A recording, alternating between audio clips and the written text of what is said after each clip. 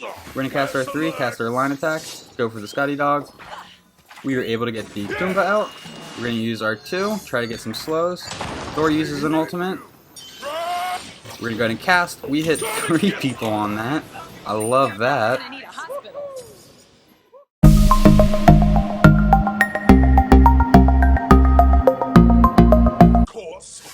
What a do, skibbity boo, it's your boy SeanyB Gaming, and today we have a viewer request to play Raw Mid.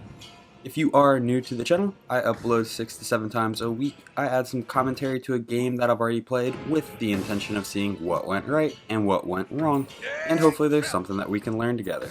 If that is something you are interested in, please check out the channel and subscribe for more content. If you are a returning viewer, Raw's kit is very simple. I love it. It's so simple. He was one of the first gods to come to Smite, so he doesn't have a Persephone long description on any ability. His one basically says does damage, and I love it. Let's go ahead and review Raw's abilities. Raw's 1, his Celestial Beam, is going to be a line attack that deals damage. This attack has an extended range, so if you were to cast it from your archers in mid lane while the enemy minions are attacking, it would go all the way through your wave, all the way through their wave, and end at the enemy archers. So it has a extended range. Raw's 2, he's going to start emanating light, and it's going to start applying a slow every 0.5 seconds to enemies near him. If the enemies are facing him, it's going to apply it twice as fast. After 2 seconds, the light is going to detonate, applying another slow stack and increasing the slow duration.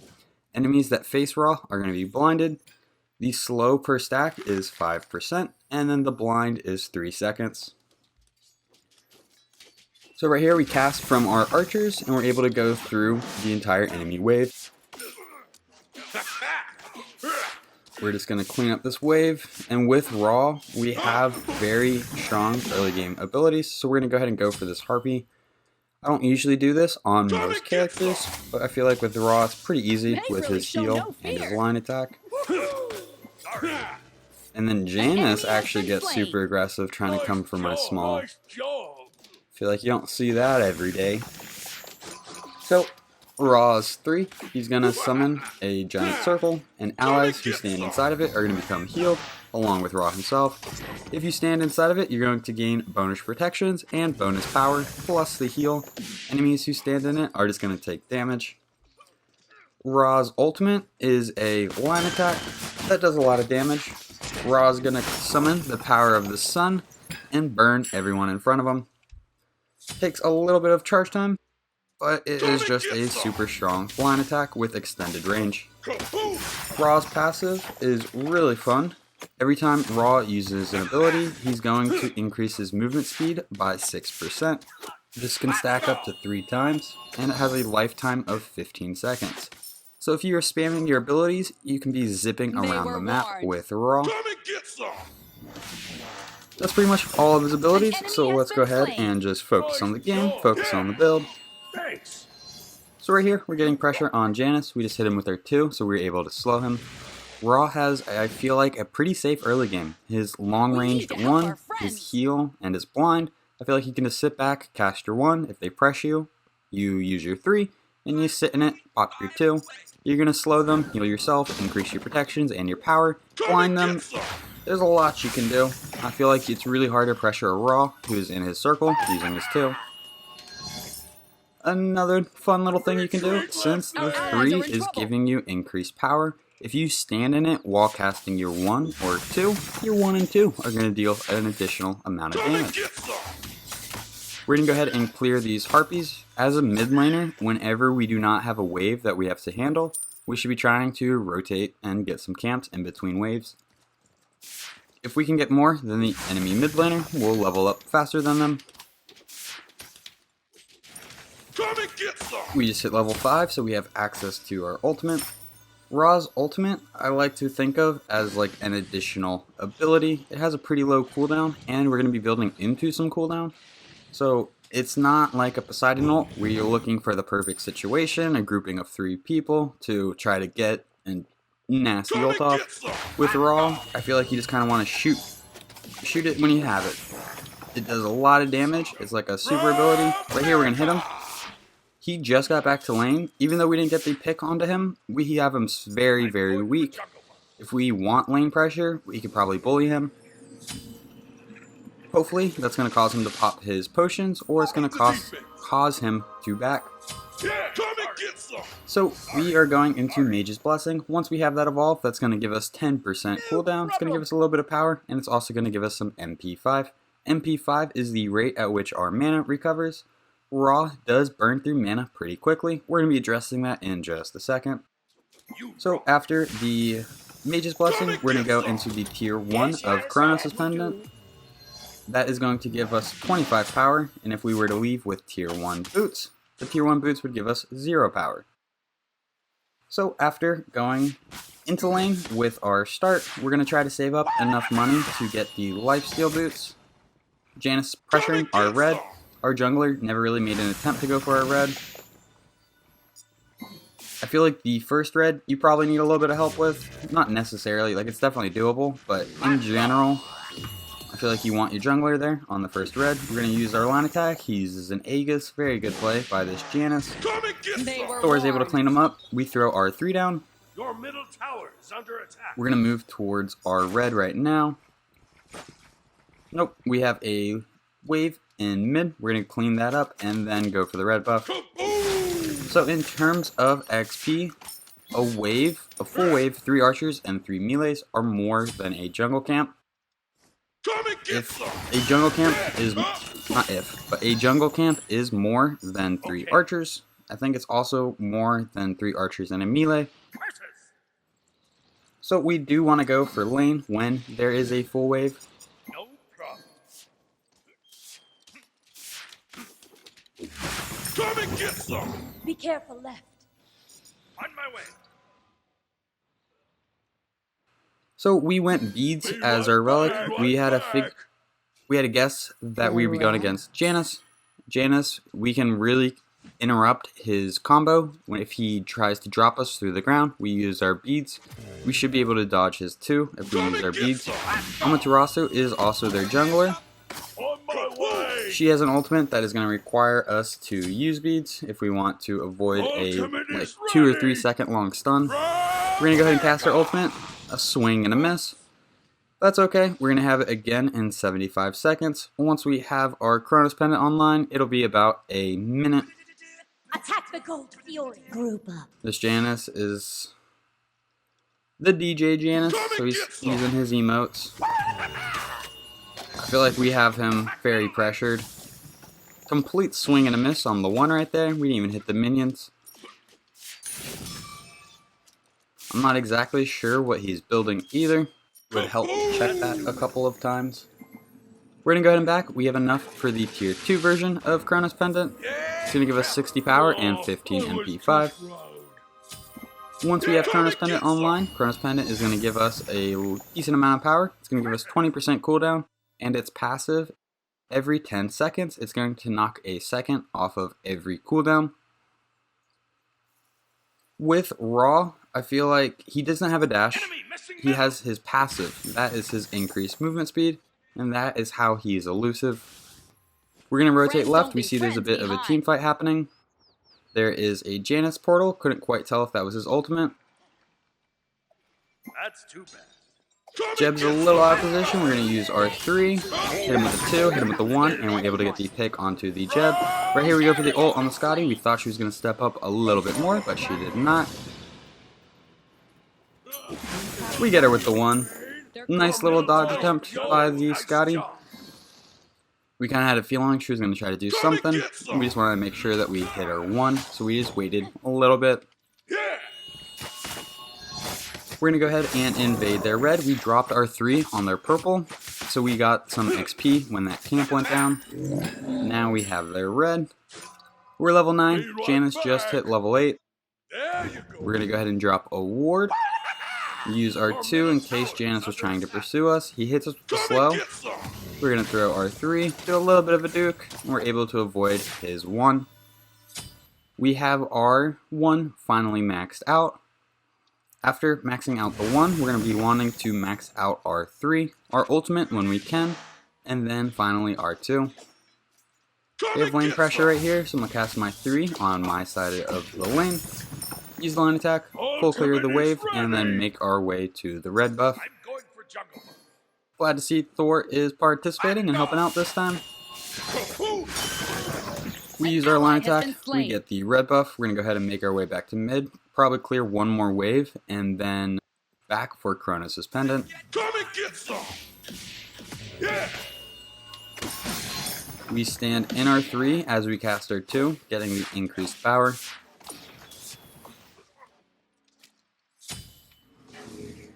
We're going to go ahead and get that last minion, and then go ahead and back. Janus might be pressuring us right here.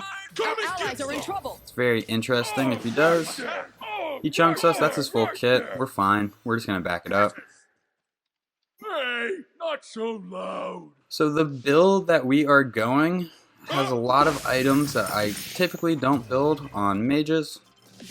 But with Raw being a healer who can increase protections and power, we're going to go ahead and use our 1, chunk him.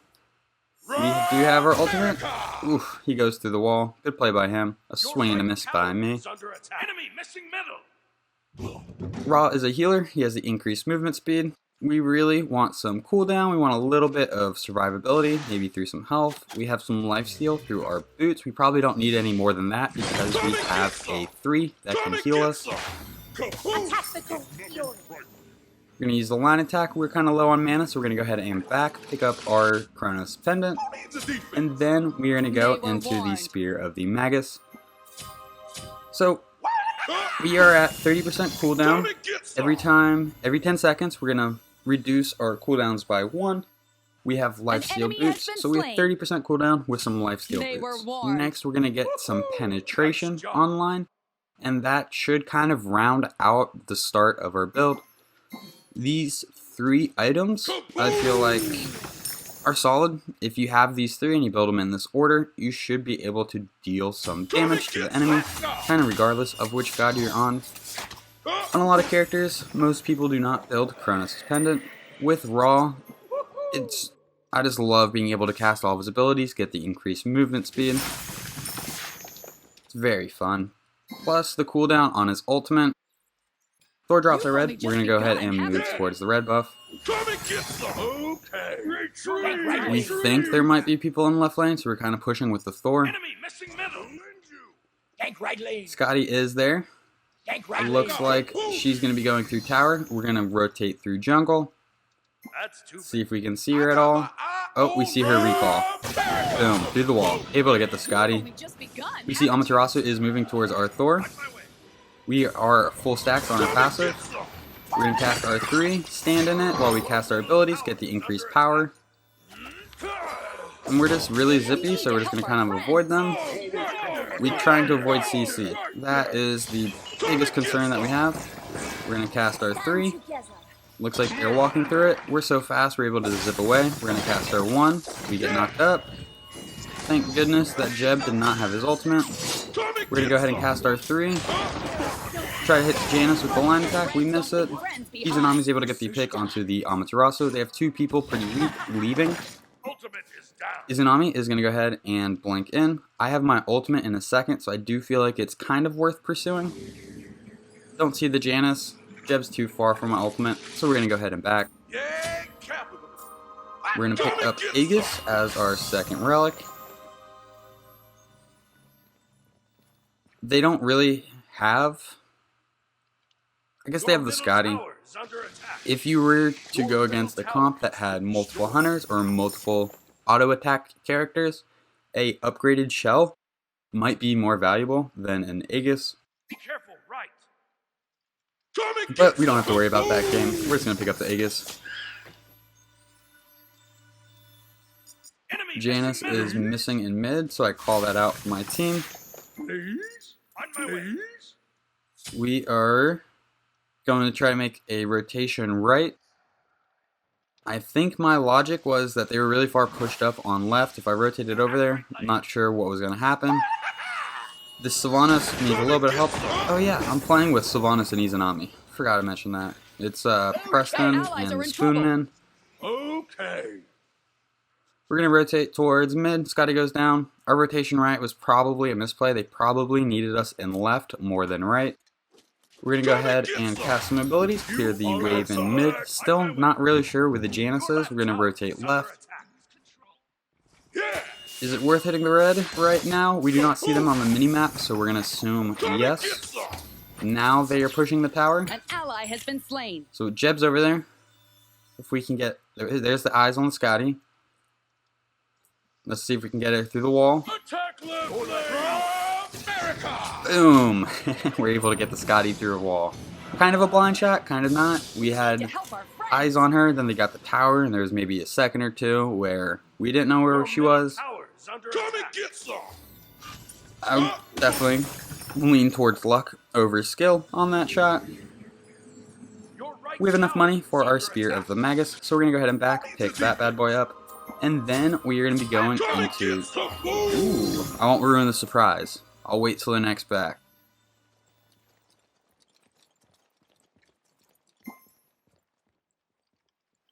Just marching up mid. We lost our tower. We were making a lot of rotations, so that does make sense. His tower is pretty much dead. We're going to march up and clean that up real quick. Come and get some! Amaterasu's here. We're going to start falling back. We're going to use our 2. Start applying a slow and a blind to her. I'm assuming she was facing us. We're going to use our beads right here. Beads and Aegis. We're able to avoid both of them. We're going to cast our 3. Avoid his slow. Use our 2. Apply some slows. Get some increased movement speed. And Amaterasu is able to chunk me. An enemy has been slain. A little unfortunate. I feel like I did a decent job bobbing and weaving. I probably did not need to Aegis and beads at the same time. I think the beads onto the Janus portal and then the Amaterasu ult just happened to follow that. Was pretty convenient. If I would have saved my Aegis, I think I probably would have gotten out of there. Although I'm not sure how much damage I actually avoided when I did pop it. So after going into the Spear of the Magus, we're going to be going into the Warlock Staff. The Warlock Staff, when fully stacked, is going to give us 145 power, 225 health, and it's also going to give us 10% magical penetration. So it's a pretty good item when it's fully stacked. We want the additional health on raw. We just want to be hard to kill. Warlock Staff is going to make us hard to kill. People who usually dive raw and get picks are going to be a little surprised on the amount of health that I have. Warlock Staff does take 75 stacks to fully get it charged up, or fully stacked. We're going to cast our 3, cast our line attack, go for the Scotty Dog. We were able to get the Goomba out. We're going to use our 2, try to get some slows. Thor uses an ultimate. We're going to go ahead and cast. We hit 3 people on that. I love that. That was a good setup by Thor. Had them all distracted, and I think Amaterasu like dashed in to try to help. Come and get some!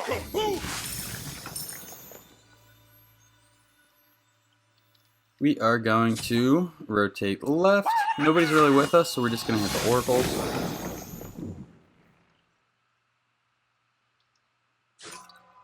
Making our way back mid. Come and get some!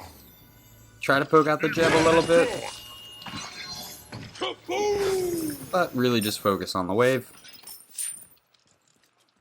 I don't think we had kill potential on the Jeb, so we're just going to poke him a little, clear the wave. If somebody else was around, maybe we would have been a little bit more aggressive.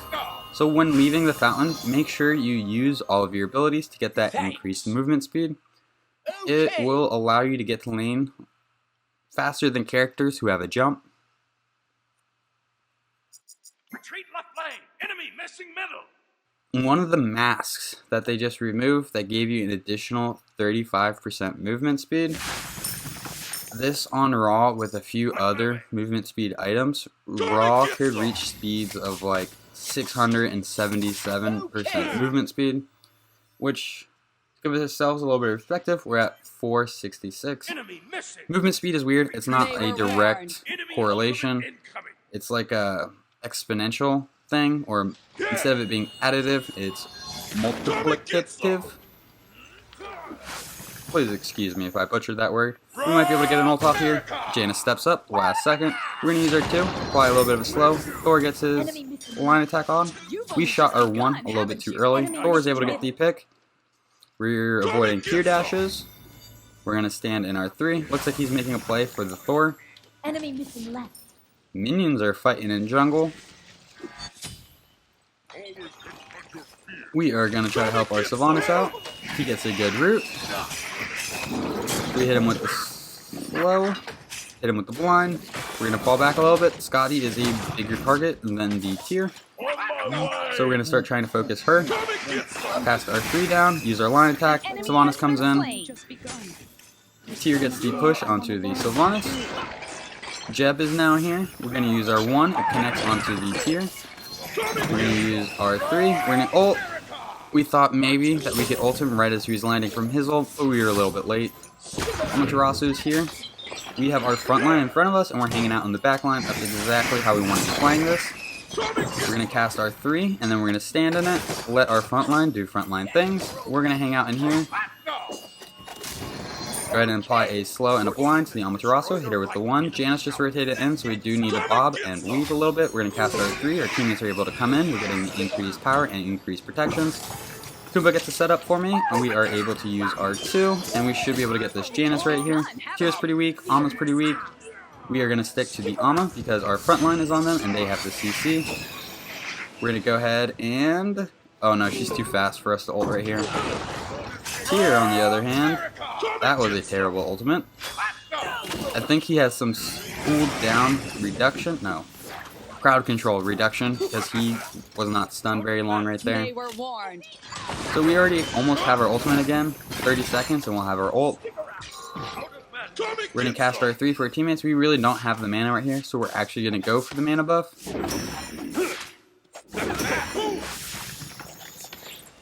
And we're able to steal it. We're going to go ahead and pick it up.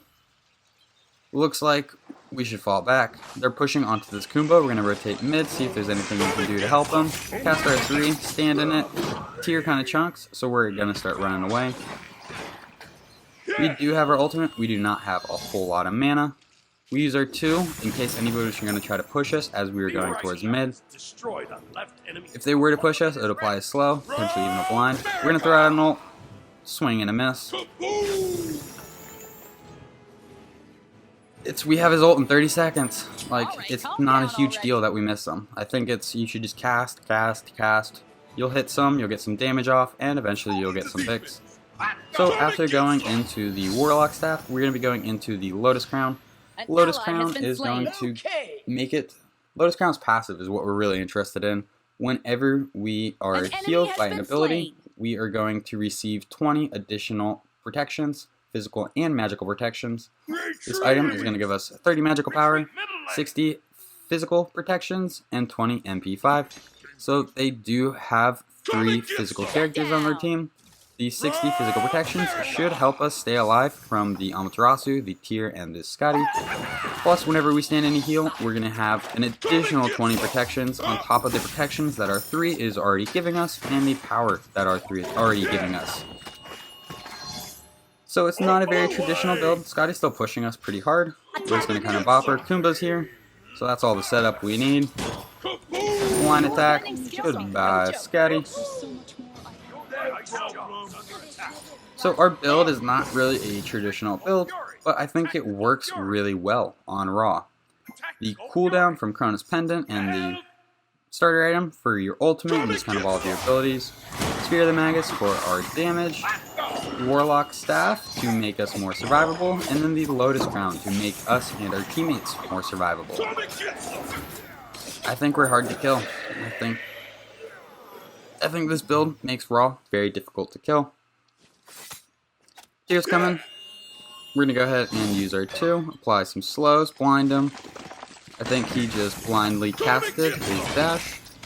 We're going to just hang out in our 3. We have the increased protections.